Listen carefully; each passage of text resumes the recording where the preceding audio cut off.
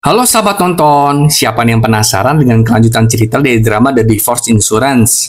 Yuk kita mulai jalur cerita kelanjutan episode 2 ya. Setelah mendengarkan berita yang mengejutkan itu, mereka kemudian berkumpul untuk meeting.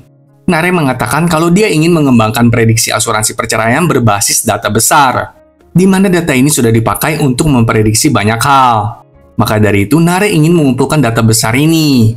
Tapi hal itu ditentang oleh Handul, karena perceraian itu tak bisa dianggap sebagai kejadian tak terduga. Handul berkata, kalau perlu dipastikan dulu bahwa perceraian adalah jenis resiko yang memerlukan perlindungan. Hal itu disukai juga oleh Kijun. Tapi Nare tidak menyerah begitu aja. Dia memutuskan untuk fokus pada perluasan data terlebih dahulu. Melihat ketegangan yang ada, Debok menyarankan untuk memakai kedua cara itu. Nare akhirnya menyarankan untuk membagi jadi dua tim aja kalau gitu. Tim yang cari pembenaran dan tim yang memperkuat data. Kijun setuju dan mengajak Handul bekerja sama. Karena ini jenis asuransi yang baru, Nare juga mengarahkan Ahyong untuk meninjau aspek hukumnya gimana. Selain itu, Jonman yang akan melakukan verifikasi tingkat resiko dan Nare yang akan menghitung kesesuaian tingkat resikonya. Nare juga menyarankan untuk bekerja sama dengan Jonman. Dengan pembagian tugas ini, meeting mereka pun selesai. Sebelum berpisah, Nare meminta Kijun untuk bersikap biasa aja terhadapnya. Diketahui juga bahwa Nare sebenarnya harus pergi ke Tiongkok dan akan pergi ke sana setelah proyek ini selesai. Maka dari itu, Nare meminta Kijun untuk memakai keahliannya dan membereskan proyek ini secepatnya, sehingga Nare tidak akan mengganggunya lagi. Nare juga berkata, apakah aku membuatnya tidak nyaman? Yang dijawab tidak oleh Kijun, karena mereka kan sudah lama berpisah. Di dalam lift, Debok berkata kepada Kijun, kalau proyek ini adalah masalah hidup atau mati untuk tim kita. Jadi dia meminta Kijun untuk tidak membiarkan perasaan aneh menghalangi dan mengganggu Nare. Jonman juga menimpali kalau Kijun sudah dewasa, jadi dia pasti bisa. Kijun kemudian meminta Handul untuk menunggunya. Ahyong nyeletuk kalau gajinya Kijun pasti gede, dan dia kaya. Yang kemudian diisengi oleh Jonman. Kalau uangnya hanya habis karena bayar alimentasi 3 kali. Hahaha, kocak sih ini isenginnya ya. Kijun kemudian hanya membalas dengan bilang ke Jonman untuk menunggu Nare di lobi. Yang membuat Jonman memiliki firasat buruk. Kayaknya ini pasangan bakal sering ribut nih bakalan ya. Dan benar aja, saat sedang menunggu di lobi, Jonman main game untuk naik level yang dilihat oleh Nare. Nare tampak kesal, maka dari itu dia mau lihat sejauh mana level kerjanya. Dan meminta Jonman untuk membawanya ke tempat terbaik untuk mengumpulkan data yang dijawab santai oleh Jonman. Saat sedang mau memarkir mobil, Kijun hampir diserobot oleh mobil yang lain. Yang ternyata itu adalah mantan suaminya Handul. Kejadian ini membuat Handul terdiam, dan rebutan tempat parkir ini ditentukan oleh permainan sweet yang dimenangkan oleh Kijun. Saat makan, Handul berterima kasih kepada Kijun karena udah memenangkan game sweet tadi, dan mengatakan kalau tadi itu mantan suaminya yang membuat Kijun kaget. Kijun berkata, untung kalau tadi menang, kalau tidak, yang kemudian dibalas oleh Handul, aku akan membunuhmu, hahaha. Kembali ke Nare dan Jonman.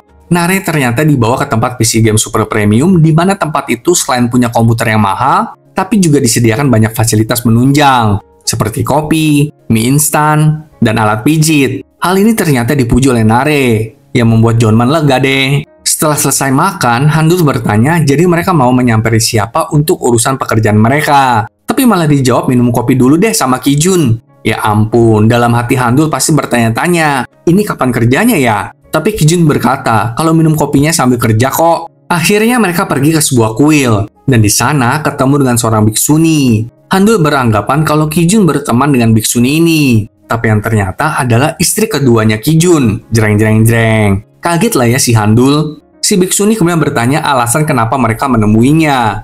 Kijun berkata kalau dia adalah orang yang paling bijaksana yang pernah dia temui, lebih daripada seorang profesor psikolog, dan meminta Handul untuk bertanya. Handul berkata, kalau gitu lu pergi dulu deh, biar si biksuni enak jawabnya, yang kemudian diiyakan oleh Kijun. Handul kemudian berkata, kalau timnya sedang membuat produk asuransi baru yaitu produk asuransi perceraian. Si biksuni kemudian bercerita, kalau dia dari kecil memiliki pemandangan tentang hidup yang berbeda, dan Kijun tahu akan hal itu. Maka dari itu, Kijun menyarankan untuk menjalani kehidupan yang diinginkan dan berbahagia. Ya jadinya kayak sekarang gini deh. Biksuni itu kemudian menjawab pertanyaan Handul. Kalau kalian mungkin akan menghadapi kritik yang keras dengan produk asuransi yang baru itu. Tapi hal baiknya adalah, jika orang mau ambil resiko dikritik untuk hidup sesuai dengan jati diri, maka membantu mereka akan menjadi lebih berarti. Walaupun akan kena kritik nantinya. Saat akan pulang, si biksu ini berkata kalau akan ada hujan meteor yang terjadi dalam 100 tahun malam ini, dan menyarankan mereka untuk bermalam malam ini dan diiakan oleh Handul dan Kijun. Kijun juga berkata kalau tempat ini adalah tempat pertama yang selalu dia kunjungi sebelum memulai proyeknya, dan istri keduanya ini sudah sebagai mentor aja. Di tempat lain, Jeonman bertanya ke Nare kapan terakhir kali ke Korea. Nare berkata kalau dia pergi setelah bercerai, jadi udah cukup lama. Nare juga bertanya kalau Jeonman berteman dengan Kijun. Jeonman berkata kalau mereka teman SD, dan Jeonman adalah teman pertama Kijun yang ditemui Nare. Karena mereka itu menikah hanya dalam 3 bulan, dan kemudian bercerai. Mereka ternyata sudah menikah, tapi belum mendaftarkan pernikahan mereka. Nare kemudian bertanya apakah Jeonman juga bercerai. Alasannya apa? Yang hanya dijawab ceritanya panjang oleh Jeonman. Nare juga berkata kalau alasannya bercerai adalah karena kata-kata. Kata-kata itu adalah hal yang menakutkan. Itu bisa melukai orang dan bahkan membunuh orang. Jeonman menambahi kalau kata-kata juga bisa memberikan kenyamanan. Di tempat lain, Kijun dan Handul akhirnya akan melihat hujan meteor. Dan Kijun mengajak Handul untuk naik ke atap mobilnya untuk melihat itu.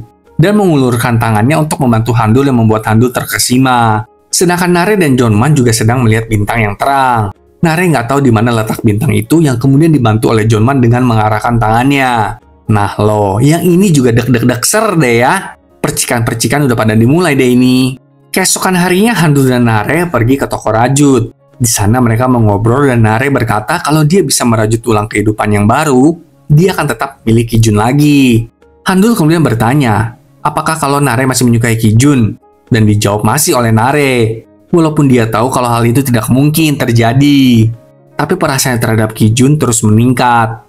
Handul merasa menarik. Karena kebanyakan pasangan yang bercerai itu pasti punya kenangan yang buruk.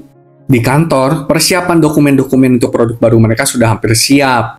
Dan tinggal dipresentasikan saja di rapat eksekutif. Tapi Nare menyarankan untuk punya jaminan keamanan agar proyek ini nggak gagal. Mereka yakin kalau timnya akan ditanyai oleh seluruh departemen dalam prosesnya. Jeonman menambahkan masalah utamanya adalah bagaimana cara menurunkan angka perceraian. Kijun kemudian memberikan beberapa ide layanan yang bagus seperti dibeli hadiah libur nasional gratis, paket liburan, konseling pasangan, dan konsultasi pendidikan anak. Karena banyak pasangan yang bercerai karena anak juga. Kijun menambahkan kalau cara mencegah perceraian itu sebenarnya banyak, tapi tidak banyak pasangan yang tahu. Nare menyimpulkan untuk memasukkan solusi khusus sebagai layanan polis asuransinya. Tapi masih ada masalah lain yaitu bagaimana cara menemukan penipu dan pengincar harta. Karena mereka bisa saja menikah palsu karena mengincar asuransi. Nare menyimpulkan untuk mengurus semua masalah sebelum peluncuran produk baru dengan memakai segala cara sebagai jaminan agar produk ini disetujui. Rapat pun akhirnya selesai. Keesokan harinya, Daebok mempresentasikan produk baru mereka di rapat eksekutif. Dan member tim yang lain menunggu dengan tegang akan hasilnya gimana. Diterima apa ditolak. Setelah selesai mempresentasikan, Daebok berkata kalau secara teknis disetujui. Tapi ada syaratnya. Kalau itu harus diuji cobakan dulu selama 6 bulan. Dan kalau syaratnya terpenuhi, maka akan diperbaiki sebelum diluncurkan secara resmi.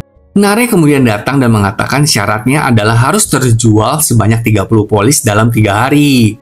Lalu dalam 6 bulan, angka perceraian harus 0%. Hal ini membuat para tim menjadi lesu. Daebok mengatakan kalau para petinggi ingin menguji kelayakan tindakan pencegahan perceraian terlebih dahulu. Jeonman menambahkan kalau 0% itu hanya alasan aja. Mereka hanya tidak menyetujuinya. Handul juga berkata, menjual 30 polis dalam 3 hari juga hal yang tidak mudah. Daebok bertanya ke Kijun gimana? Lu bisa nggak? Tapi Kijun tetap optimis dan berkata kalau kita bisa. Yang kemudian diokekan oleh Nare. Nare kemudian pergi ke kantor pelaksana senior dan di sana sepertinya para eksekutif optimis juga sebenarnya. Karena ini akan menjadi yang pertama kalinya asuransi perceraian ada. Di tempat lain, Kijun berpikir keras di mana tempat yang bisa digunakan untuk menaikkan angka kontrak tapi menurunkan angka cerai. Dan akhirnya, Kijun menemukan tempat itu. Tempat itu bisa dijadikan solusi untuk masalah ini. Dan itu adalah di pameran pernikahan. Handul bertanya benar nih, kita harus jual asuransi perceraian di sini. Kenapa harus di pameran pernikahan? Kijun menjawab bahwa semua orang merasa cemas sebelum menikah saat menyiapkan pernikahan. Dan Kijun mengincar hal itu. Dan akhirnya, mereka pun memberanikan diri untuk masuk. Kita melihat seperti di awal episode 1, kalau mereka mencoba memasarkan di sana, dan dilempari sama para pengunjung yang ada. Tapi pada akhirnya, ada yang menanyakan lebih jauh soal asuransi perceraian itu. Wanita itu bertanya kalau persiapan pernikahan dan perceraian itu saling berkaitan kan? Kedengarannya seolah-olah kalau pernikahan itu pada akhirnya jadi tak bahagia kata wanita itu. Tapi Kijun menjelaskan kalau pernikahan dan perceraian itu sama. Tujuannya adalah untuk mencapai kebahagiaan. Dan akhirnya, wanita itu mau mendaftar untuk ikut asuransi perceraian yang membuat seluruh tim menjadi semangat. Tak lama kemudian, ada lagi orang lain yang mau berkonsultasi. Seorang ibu yang mau mengambil asuransi perceraian untuk anak wanitanya. Dan ada juga seorang ibu yang mau mengambil asuransi untuk anak prianya. Tapi ternyata mereka adalah besanan dong. Wah, kocak-kocak sih ini. Drama ini bagus banget loh sahabat tonton. Makna-makna yang bisa diambil soal pernikahan banyak banget ternyata. Gimana dengan tantangan-tantangan yang akan dilalui oleh Kijun ke depannya ya? Saksikan kelanjutan drama ini minggu depan ya sahabat nonton. Sampai jumpa.